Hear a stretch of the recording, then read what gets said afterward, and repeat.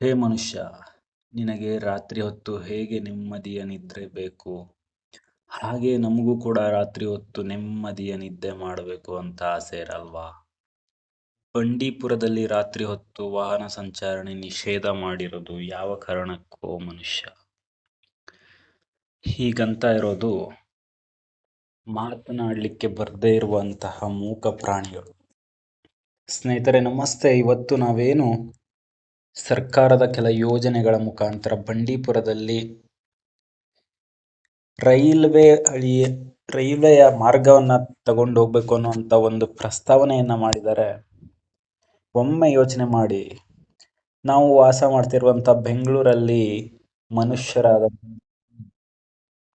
ಆಗ್ತಾ ಇಲ್ಲ ಇರ್ಲಿಕ್ಕೆ. ಯಾಕಂತ ಹೇಳಿದ್ರೆ ಟ್ರಾಫಿಕ್ ಸಮಸ್ಯೆಯಿಂದ, ಅಲ್ಲಿರುವಂತ ಸೌಂಡ್ ವಯೋಲೇಷನ್ ಇಂದ.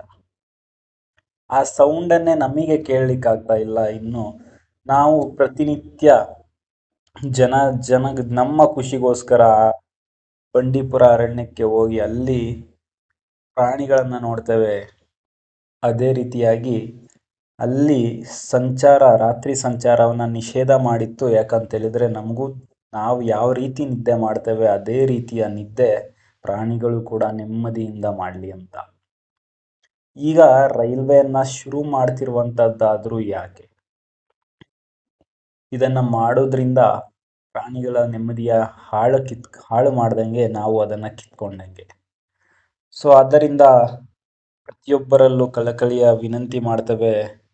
ಕಾಡು ಇರೋದು ವನ್ಯಜೀವಿಗಾಗಿ, ನಿಮ್ಮ ವಾಹನ ಸಂಚಾರ ಕಾರು ಬೈಕು ಓಡಿಸ್ಲಿಕ್ಕಲ್ಲ.